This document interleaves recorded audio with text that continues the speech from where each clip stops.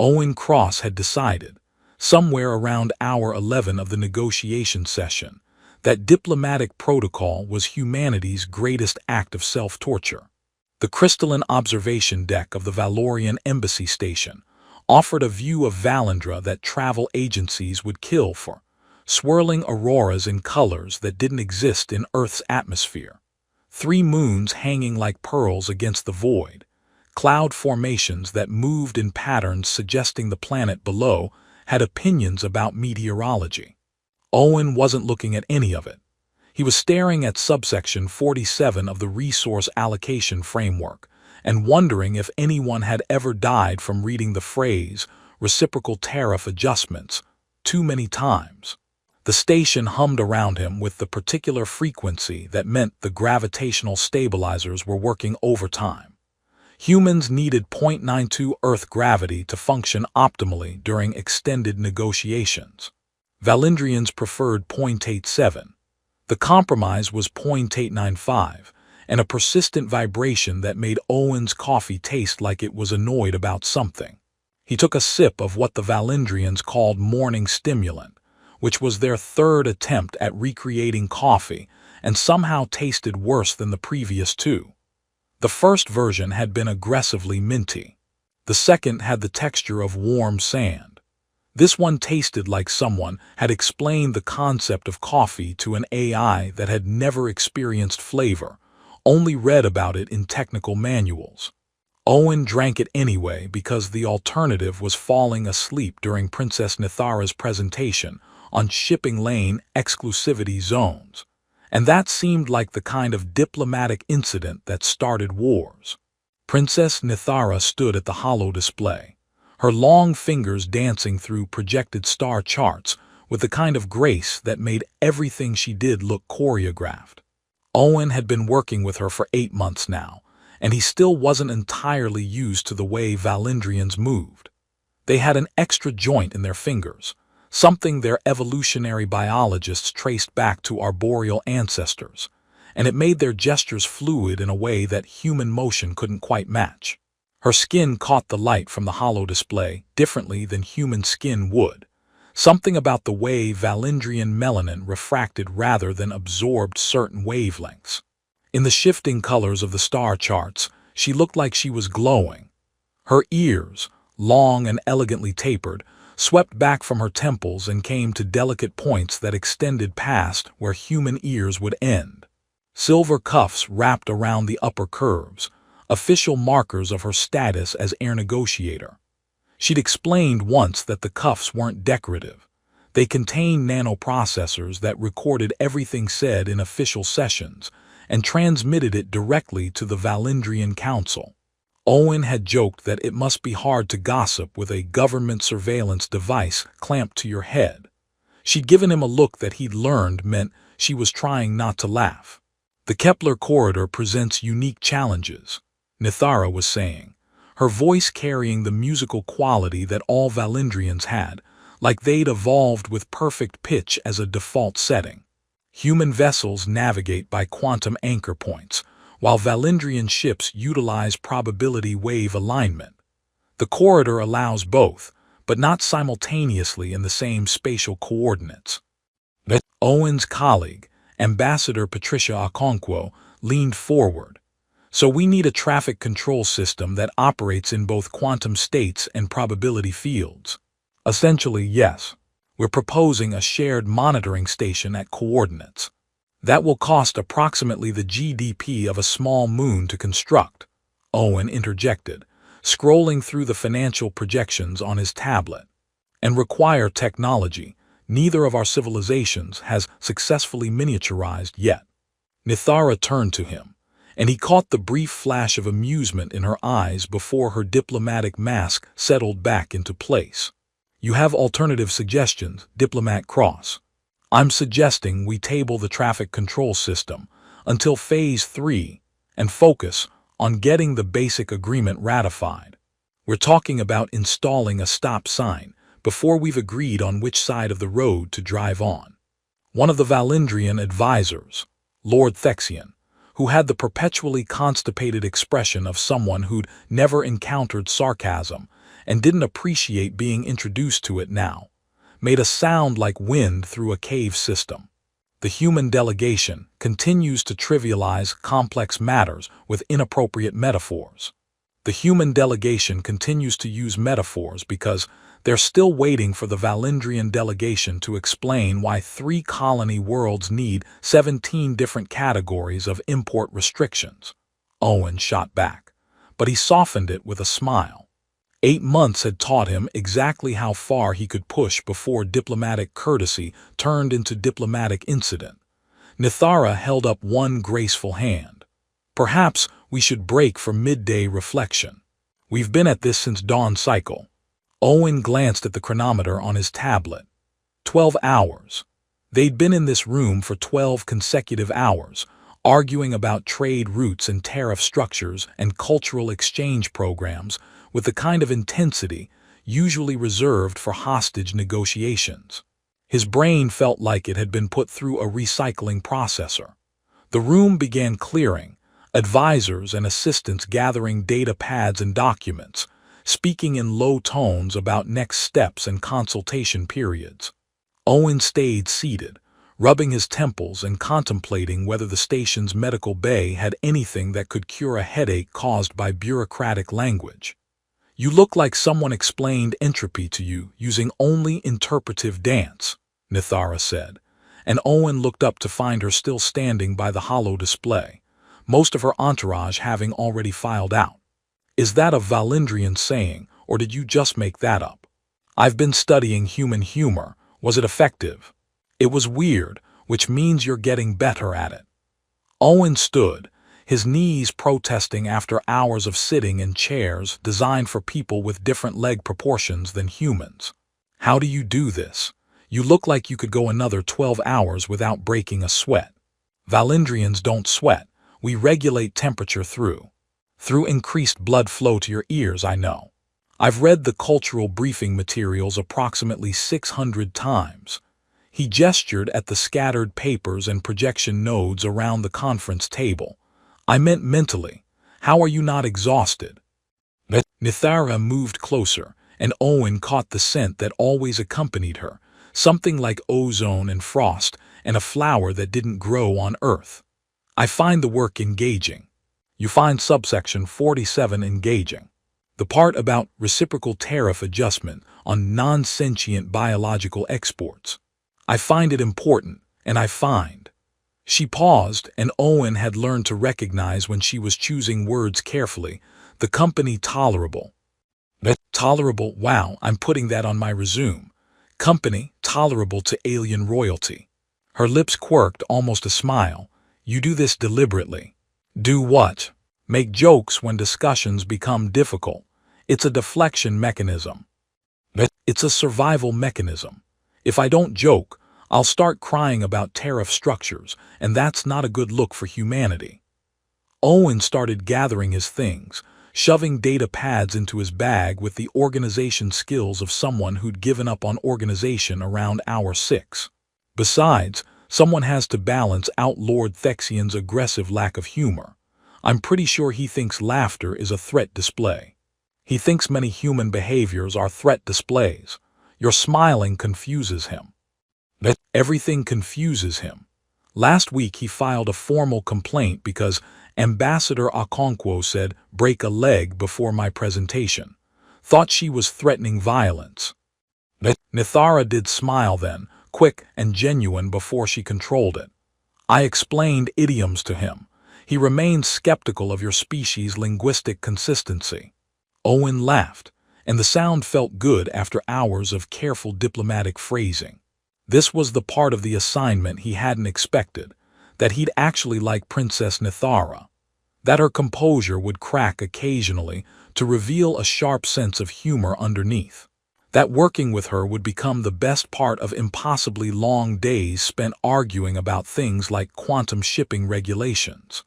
"At this rate, we should just get married and call it a dowry negotiation," Owen said, pulling on his jacket. "Probably simpler than whatever we're trying to accomplish with tariff schedules." He was already turning toward the door, his mind on food and sleep, and possibly a shower that lasted long enough to forget what reciprocal trade agreements were. He didn't see Nithara's expression change, didn't see her straighten, something shifting in her posture from diplomatic courtesy to something else entirely. Owen.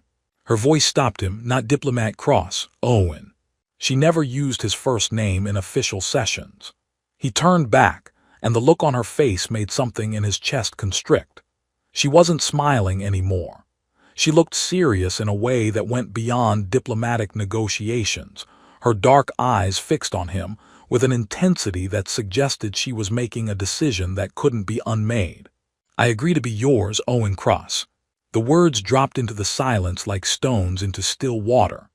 Owen stared at her, his tired brain struggling to process what she just said, why she was saying it, why Lord Thexian was suddenly frozen in the doorway looking like he'd witnessed a supernova, why Ambassador Okonkwo had just dropped her tablet. "By the customs of my people," Nithara continued, her voice steady and formal now, "and in the presence of these witnesses I accept your proposal." The thing about accidentally proposing marriage to alien royalty, Owen discovered, was that nobody had prepared a protocol for it. The human diplomatic corps had extensive guidelines for first contact scenarios, procedures for cultural misunderstandings, and a surprisingly detailed manual on what to do if you accidentally insulted someone's religious leader. Nowhere in the database was there a section titled, "What to do when your joke becomes a legally binding interstellar engagement." The conference room had erupted into what could only be described as very polite chaos. Valindrian advisors clustered in the corner, speaking rapidly in their native language which sounded like wind chimes having an argument. The human delegation had formed their own huddle near the door, and Owen could hear Ambassador Okonkwo's furious whisper shouting about need to consult with Earth immediately, and possible breach of about 17 different protocols. Owen stood in the middle of it all, still holding his bag, still trying to understand how the last 30 seconds of his life had happened. Princess Nithara remained by the hollow display, her posture absolutely composed, hands folded in front of her like she just announced something as mundane as a lunch break rather than accepting a marriage proposal that hadn't actually been a proposal. Lord Thexian was the first to approach her, his long fingers moving in gestures that Owen had learned meant agitation in Valindrian body language. "Your Highness, surely you cannot mean to. I have spoken in the presence of witnesses during an official state negotiation," Nithara said, her voice carrying that particular tone she used when she was done discussing something. "The words are recorded, the acceptance is valid." "But he was clearly joking," Thexian protested, his ears flattening back against his skull in what Owen now recognized as distress. "Was he?" Nithara turned those dark eyes on Owen, and he felt like a specimen under laboratory analysis. "Diplomat Cross, were you joking?" Every person in the room turned to look at him. Owen's mouth opened, but his brain hadn't caught up yet. Was he joking? Yes. Obviously yes. Except Nithara was looking at him with an expression that suggested the answer to that question mattered significantly more than he'd realized when he'd made the stupid joke in the first place. I didn't think." Owen ran his hand through his hair, a gesture he defaulted to when stressed, which meant he'd been doing it approximately every 6 minutes for the past 8 months. "Nithara, I wasn't actually proposing marriage. You know that, right?" Something flickered in her expression, too quick to identify. In Valindrian culture, proposals made during official state business carry particular weight. They are witnessed, recorded, and considered more binding than private proposals, because they demonstrate willingness to merge not just lives but political interests. Ambassador Okonkwo had pushed through the crowd and now stood at Owen's elbow. Princess Nithara, with all respect, Diplomat Cross, was clearly speaking casually. Human linguistic patterns often include hyperbolic statements for comedic effect. "I am aware of human linguistic patterns," Nithara said, and there was an edge to her voice now. "I have spent 8 months studying them. I have learned to distinguish between Diplomat Cross's various forms of humor, his deflection tactics, and his moments of genuine sentiment poorly disguised as jokes. Owen blinked. You've been analyzing my jokes. I analyze everything. It is my function as air negotiator. She moved away from the hollow display, closing the distance between them with steps that seemed too deliberate to be casual. If I have misunderstood, if your words held no genuine feeling whatsoever, you may say so now. Clearly, for the record. The room had gone silent. Even the Valindrian advisors had stopped their urgent discussion to watch. Owen looked at Nithara, really looked at her, and saw something in her expression that hadn't been there during 12 hours of trade negotiations. Vulnerability, hope, fear. The composure was a mask, and underneath it was someone who'd just taken an enormous risk. I need to understand what's happening, Owen said carefully. What does this mean exactly? Your acceptance. One of the younger Valindrian advisors stepped forward, a woman named Silith who'd always been friendlier than Thexian. If the princess has accepted a proposal made during official negotiations, the engagement is considered binding by Valindrian law. It would require dissolution through the Arbitration Council to undo, and such requests are rarely granted because they imply one party acted in bad faith. Bad faith, Owen repeated. So if I say right now that I was joking, that I didn't mean it, it would suggest you made false statements during official proceedings, Silith continued, which is, at minimum, a serious diplomatic violation. At maximum, depending on the interpretation, it could be considered fraud. Fraud, Owen said again, because apparently his vocabulary had shrunk to single-word repetitions. I could be charged with fraud for making a joke. You could be banned from Valindrian space, Thexian said, and he sounded almost pleased about it. The trade negotiations would likely collapse without your participation, as you've been the primary architect of the human position. Years of work, destroyed because you couldn't control your tongue. Ambassador Okonkwo's hand tightened on Owen's arm. We need to speak privately, now. But Owen was still looking at Nithara, who hadn't moved, whose expression remained carefully neutral except for her eyes. Those eyes were saying something her voice wasn't. Give us the room, Owen said. Absolutely not, Okonkwo started, but Owen held up his hand. Ambassador, with respect, I need to talk to Princess Nithara alone. Whatever this is, it's between us first. Whatever this is could have interstellar implications. Which is why we need to figure it out before 17. Different advisors turn it into an incident. Owen looked at Okonkwo, trying to convey that he understood the stakes, that he wasn't being reckless, that he just needed 5 minutes to understand what was happening. Please. Okonkwo studied him for a long moment, then nodded curtly. 5 minutes, and cross. Don't make any more jokes. The room cleared slowly, advisors filing out with backward glances and worried expressions. Thexian lingered longest, shooting Nithara a look that Owen couldn't quite interpret before he finally left. The door sealed with the soft hiss of atmospheric locks engaging. Owen and Nithara stood in the sudden silence, the massive conference table between them like a neutral zone. So, Owen said eventually, this is awkward. Nithara's lips twitched despite everything. Your ability to understate situations is remarkable. It's a gift, right up there with accidentally proposing marriage to people I work with. Owen moved around the table, closing some of the distance between them. Nithara, help me understand. Did you do this because of some legal loophole, or did you actually? I mean, do you actually want to? He couldn't finish the sentence. It felt too enormous, too real. Nithara was quiet for a moment, her fingers tracing patterns on the edge of the table. When she spoke, her voice was softer than he'd ever heard it. In Valindrian culture, we do not joke about marriage. When someone proposes, even in casual conversation, it is understood as testing whether genuine interest might be reciprocated. We use humor to approach serious topics because it allows for retreat if the answer is unfavorable. So when I joked about marrying you, I understood it as you finally indicating that you might see me as more than a diplomatic counterpart. She looked up at him. I have been waiting for such an indication for 3 months.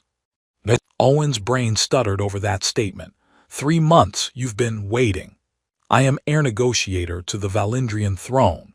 I cannot simply express personal interest in a human diplomat. It would be inappropriate, possibly harmful to the negotiations. But if you expressed interest first, even through humor, it would give me permission to respond. Her hands stilled on the table. Your joke gave me that permission. I took it. By accepting a proposal I didn't actually make. By accepting the feeling underneath the proposal you were afraid to actually make. Nithara's ears tilted forward slightly. A gesture he'd learned meant she was being earnest. Tell me I misread the situation. Tell me the past 8 months of working together meant nothing beyond professional obligation. Tell me you feel nothing when we spend 12 hours arguing about shipping regulations, and somehow it's the best part of your day.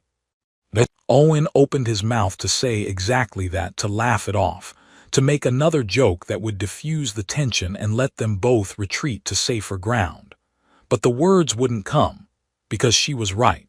Somewhere between month 2 and month 8, between arguments about tariff structures and walks through the station's observation decks pointing out constellations to each other, something had shifted. He looked forward to their sessions. He made jokes specifically to see her try not to smile. He'd started drinking terrible Valindrian coffee because she'd mentioned once that she appreciated the effort. This is insane, Owen said finally. That is not an answer. I don't have an answer.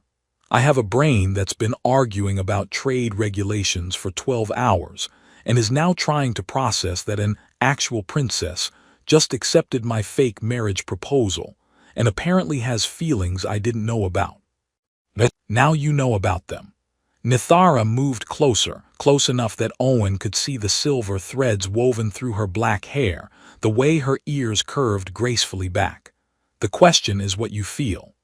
Owen had decided somewhere between the 3rd and 4th cup of actual Earth coffee that honesty was a terrible policy, and whoever invented it should be retroactively uninvited from civilization. He sat in the station's biodome, surrounded by engineered plant life that was trying very hard to look terrestrial but kept failing in small ways. The roses had too many petals. The grass was slightly the wrong shade of green. The trees swayed even though there wasn't any wind, responding to some internal rhythm programmed by botanists who'd never actually seen trees.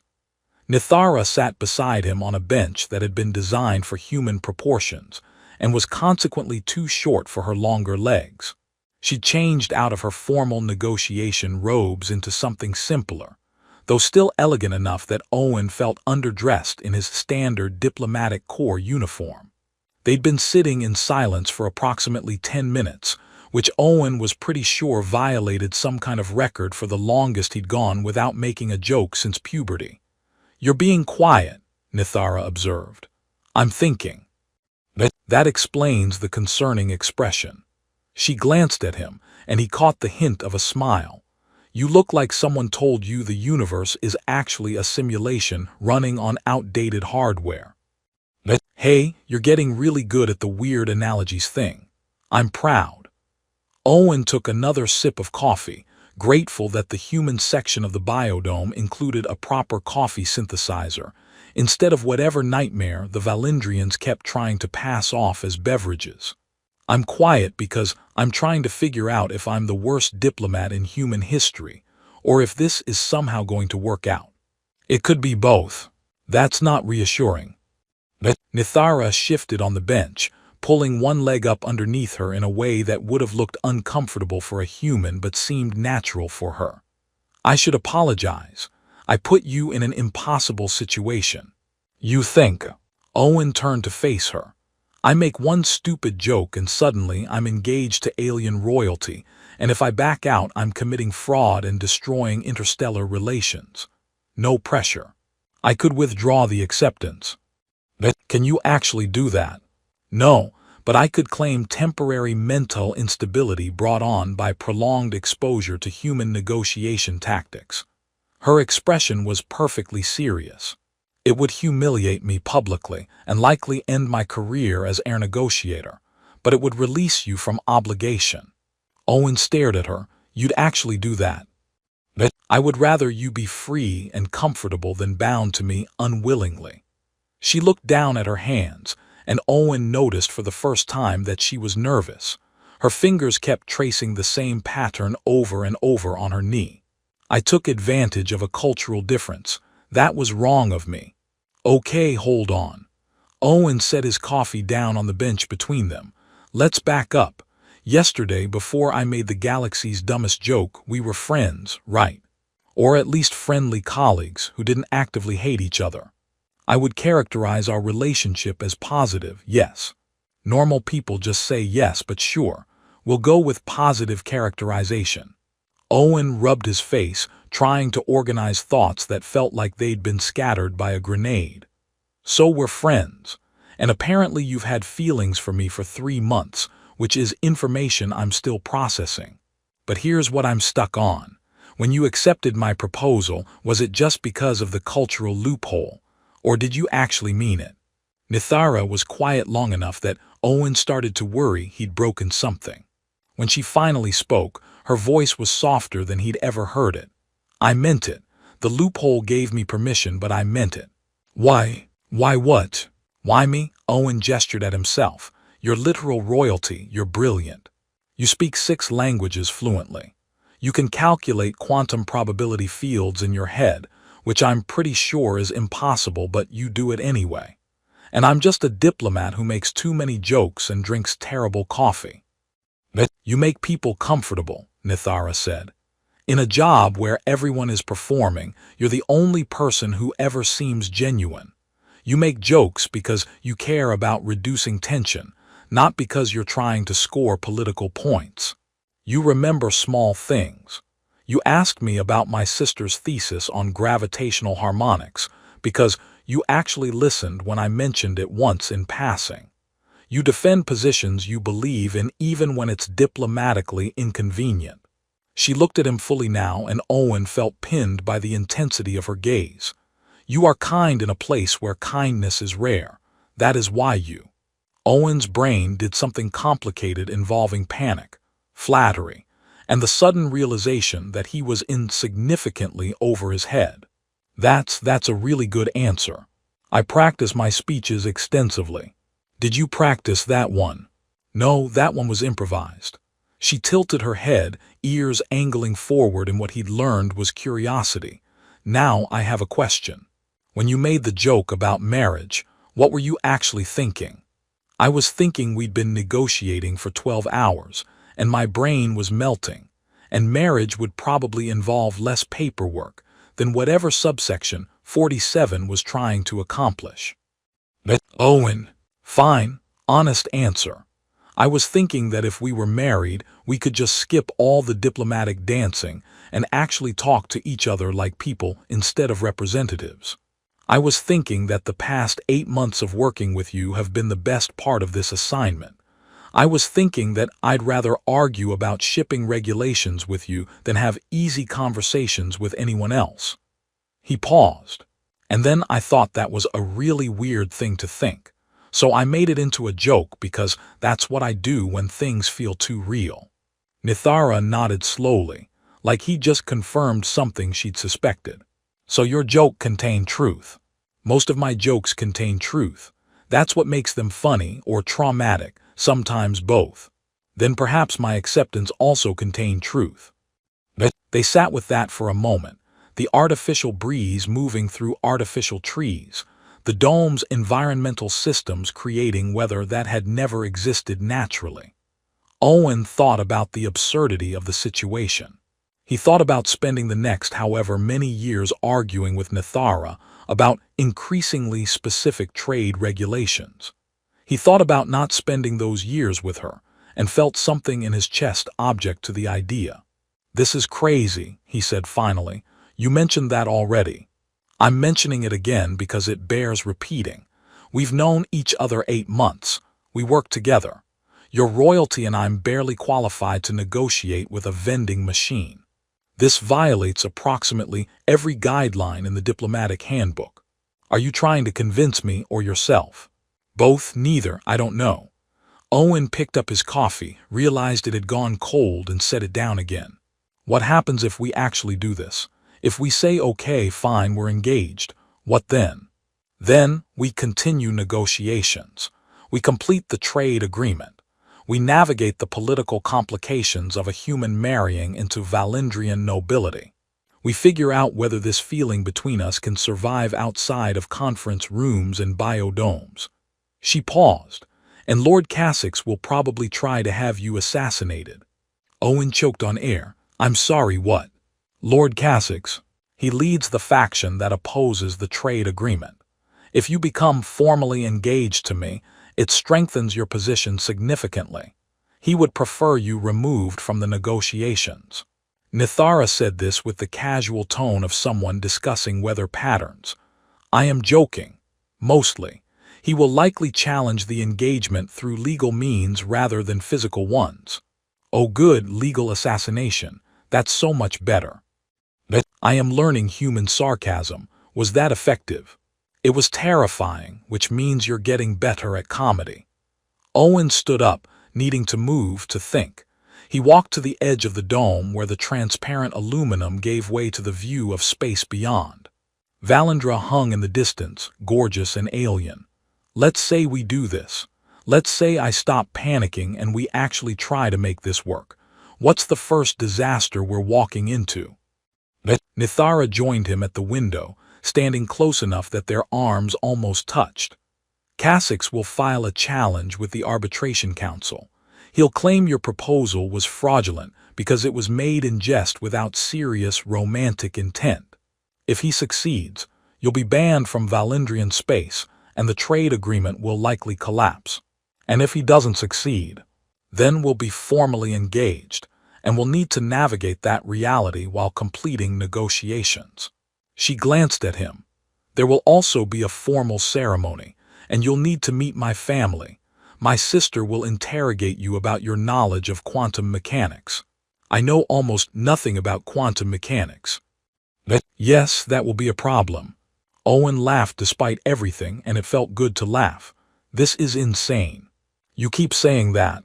Because it keeps being true. He turned to face her properly. Okay, new question. Do you actually want to marry me? Or do you just want to not be alone in a job that makes you maintain perfect composure while arguing about tariffs for 12 hours straight? Nithara considered the question with the same seriousness she brought to trade negotiations. I want to marry someone who makes me laugh when I'm supposed to be serious. Someone who sees me as a person before seeing me as a princess. Someone who drinks terrible coffee because I mentioned I appreciated the cultural effort. She met his eyes. If that person happens to be you, then yes, I want to marry you. That's a good answer. I practice extensively. You said the last speech was improvised. I am improving with practice. Her expression softened into something almost vulnerable. What do you want, Owen? He thought about that. Really thought about it. Past the panic and the absurdity and the diplomatic complications. I want to stop pretending that working with you is just professional obligation. I want to see where this goes without the weight of potentially destroying interstellar relations if it doesn't work out. And I really want to know what Cassex is going to throw at us so I can prepare to be terrified in advance. Those are reasonable desires. Except the last one, which is just pessimism. It's realistic pessimism. That is still pessimism. Owen smiled and it felt real. So we're doing this. We're actually going to defend an accidental engagement to an alien arbitration council and see if we can make a relationship work while negotiating the most complicated trade agreement in human history. That appears to be the current plan, yes. We're either very brave or very stupid. Nithara's hand found his, her fingers longer and more slender than human proportions but warm nonetheless. Perhaps we are both. The arbitration council chamber was exactly as intimidating as Owen had feared, and nothing like he'd imagined. The walls were carved from single massive crystals that refracted light into patterns that moved like living things, responding to sound waves in ways that made every word spoken feel monumental. 3 elder arbiters sat on platforms that floated exactly 1 meter above the ground, because apparently even furniture needed to be dramatic when you were deciding the fate of interstellar relationships. Owen stood next to Nithara in the center of the chamber, trying not to look like someone who'd spent the past 3 days preparing for this moment by stress-eating synthesized chocolate and reading every Valendrian legal precedent about marriage customs until his eyes crossed. Nithara stood perfectly composed, her formal robes flowing in non-existent wind, thanks to some technology Owen didn't understand and had decided not to question. Lord Cassock stood across from them, looking like someone who'd won half the argument before it started. He was older than most Valendrians Owen had met, his ears bearing the silver bands of someone who'd served on multiple councils, his expression suggesting he'd never encountered a rule he couldn't weaponize. The central arbiter, an elderly woman named Cythera whose ears bore more silver bands than Owen could count, spoke in the resonant voice all arbiters seemed to cultivate. We convened to examine the validity of the engagement between Princess Nithara, heir negotiator of the Valendrian sovereignty, and Owen Cross, human diplomatic representative. Lord Cassock has challenged this union on grounds of fraudulent proposal. The challenged may speak first. Cassock stepped forward with the confidence of someone who'd never lost an argument. Honored arbiters, the evidence is clear. Human diplomat Cross made his so-called proposal in a tone of obvious jest, following 12 hours of exhausting negotiations. The recording shows him turning away immediately after speaking, demonstrating no expectation of serious response. He showed no prior romantic interest through any acceptable channel. This was a flippant remark made by a frustrated diplomat, not a genuine proposal. Allowing it to stand makes mockery of our sacred customs and rewards disrespect for our culture. The words hung in the crystalline chamber, refracting through the walls like accusations. Owen felt his stomach tighten. When Cassock laid it out like that, it sounded damning. It sounded exactly like what it had been, a stupid joke made by someone whose brain had turned to diplomatic mush. Arbiter Cythera turned her gaze to Nithara. "Princess, you may respond." Nithara stepped forward, and Owen watched her transform into something beyond the person he'd spent 3 days preparing with. She became heir negotiator, every gesture precise, every word weighted with authority. Honored arbiters, I submit that Lord Cassock fundamentally misunderstands both human courtship patterns and the nature of genuine connection. I request permission to present evidence of pre-proposal courtship indicators. Proceed. What followed was the most mortifying and oddly touching experience of Owen's life. Nithara systematically presented recordings from their 8 months of negotiations. Owen making jokes but pausing to see if she smiled. Owen remembering her sister's name and research focus without prompting. Owen defending her positions to his own colleagues when she wasn't present. Owen bringing her actual Earth coffee after the 3rd Valendrian attempt had been particularly terrible, which she'd kept in her quarters and never mentioned to anyone. Human courtship frequently employs humor as a safety mechanism, Nithara explained, her voice filling the chamber. They test emotional waters through jokes, observing responses before risking genuine vulnerability. Diplomat Cross's proposal was delivered as humor, yes, but examine the context. After 12 hours working closely together, exhausted but still engaged, he made a joke about marriage being simpler than our professional collaboration. This reveals his subconscious truth, that he valued our connection more than the negotiations themselves. Cassock scoffed, the sound echoing unpleasantly. "You're arguing that every joke contains hidden romantic proposals. Absurd." "I argue that this specific joke, in this specific context, from this specific person, contained truth he wasn't yet ready to acknowledge consciously. Nithara pulled up another recording, this one from a moment Owen had forgotten. He was explaining something about Earth's ocean currents to her during a break, gesturing enthusiastically, and the way he looked at her in that moment made something in his chest tighten now watching it. I argue that 8 months of building connection cannot be dismissed because the proposal itself was couched in humor. Would you prefer we had ignored genuine feeling in favor of stilted formality? Arbiter Cythera raised one elegant hand. Diplomat Cross, you have been silent. What is your testimony? Owen took a breath, stepped forward, felt the weight of 3 floating platforms and 2 political futures pressing down on him. Honored arbiters, I'm not great at formal testimony. I tend to make jokes when I'm nervous, which is probably what got me into this situation in the first place. But here's the truth. When I made that proposal, I was joking. I absolutely was joking. I didn't expect Nithara to take it seriously. I didn't even consciously realize I had feelings for her. He paused, looking at the recording still hovering in the crystal walls, 8 months of his own face, his own gestures, his own unconscious courtship that he'd been too dense to recognize. But watching these recordings, hearing Nithara explain my own behavior back to me, I realized she's right. I was interested. I had been for months. I was just terrified to admit it because she's brilliant and beautiful and literal royalty, and I'm a guy who makes too many jokes and drinks terrible coffee. The proposal was a joke. But it was a joke built on truth. I didn't know how to speak plainly. So you admit the proposal was not genuine, Casix interjected triumphantly. I admit the delivery was comedic. The feeling underneath was genuine. I just didn't have the guts to say it directly. Owen looked at Nithara, who was watching him with an expression he couldn't quite read.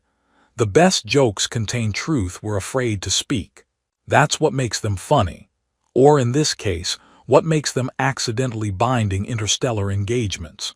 One of the other arbiters, a younger man named Thyxon, leaned forward. Princess Nithara, if you could undo the acceptance, begin again with proper formal courtship, would you? The chamber went silent.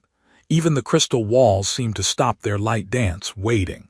Nithara turned to face Owen fully, and when she spoke, her voice carried through the space without amplification. No, I would not. Because Owen's proposal, joke or not, was perfectly him. It was authentic in a way formal courtship would not have been. He made me laugh in the middle of exhausting negotiations. He reduced tension with humor. He saw marriage to me as something that would make complicated things simpler, not as a political calculation or status achievement. A scripted formal proposal would have felt wrong. His joke felt right, because it came from who he actually is, not who he thought he should be. I agreed to be his not despite the joke but because of it.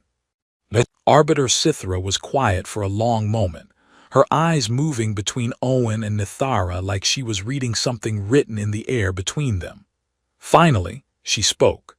This council has heard testimony suggesting genuine emotional connection developed over substantial time, expressed through culturally appropriate human courtship methods, and accepted by Princess Nithara with full awareness and intent. While the proposal's delivery was unconventional, the underlying truth transcends formal protocol. We rule the engagement valid. Lord Casix's challenge is denied. The words took a moment to process. Owen blinked, looked at Nithara, looked back at the arbiters. Wait, we won. We won, Nithara confirmed, and her composure cracked into a smile that made the whole crystal chamber seem brighter. Casix sputtered something about appeals and proper procedure, but the arbiters were already rising on their floating platforms. The session concluded. Owen stood there feeling like his brain had just successfully cleared the galaxy's highest diplomatic hurdle through a combination of accidental honesty and Nithara being more emotionally intelligent than should be legally allowed. I can't believe that worked, Owen said once they'd left the chamber, walking through corridors that gleamed with bioluminescent lighting. You can't believe honesty and genuine connection won over political maneuvering. Nithara's hand found his. You have a pessimistic view of the universe. I have a realistic view of the universe. The universe doesn't usually reward people who accidentally propose marriage during trade negotiations. Perhaps the universe rewards people who are brave enough to speak truth through humor when speaking it plainly feels too frightening. She stopped walking, pulled him to face her in the empty corridor. We're actually doing this. We're engaged. We're actually doing this, Owen repeated, and the reality of it hit him properly for the first time. Not as diplomatic crisis or legal challenge, but as actual future. I'm going to meet your family. I'm going to have to learn Valindrian formal customs. I'm going to mess up constantly. Yes, you will. My sister will be merciless about your quantum mechanics knowledge. This is terrifying. Also, yes. Nithara smiled, that genuine expression she usually reserved for moments when no one else was watching. But we have 8 months of evidence that we work well together even when arguing about shipping regulations. Marriage cannot be more complicated than subsection 47. Marriage is definitely more complicated than subsection 47. Then we will handle it the way we handle negotiations. Together, with occasional breaks for terrible coffee and inappropriate jokes. Owen laughed, and it felt like the first real breath he'd taken in days. Somewhere above them, through kilometers of station and atmosphere, the trade agreement was waiting to be completed. 3 colony worlds hung in the balance. Shipping routes through the Kepler corridor needed resolution. Cultural exchange programs required finalization. It was the most important diplomatic work of his life, and he was doing it while engaged to the lead negotiator from the other side. We're either brilliant or insane, Owen said. We are both, Nithara agreed. That is why we work. They walked back toward the embassy station, hands linked, already arguing about which sections of the trade agreement to tackle next, already falling into the rhythm that had defined 8 months of work and would apparently now define significantly longer. Owen made a joke about tariff structures being worse than wedding planning. Nithara laughed and suggested he not joke about wedding dates unless he wanted her to take those seriously too. Above them, through the observation windows, Valindra turned slowly in space, gorgeous and alien, and somehow starting to feel like it might become home. The galaxy was vast and complicated and full of diplomatic protocols that could be triggered by careless humor. But Owen figured if he could accidentally propose his way into a working relationship with alien royalty, he could probably handle whatever came next. Probably,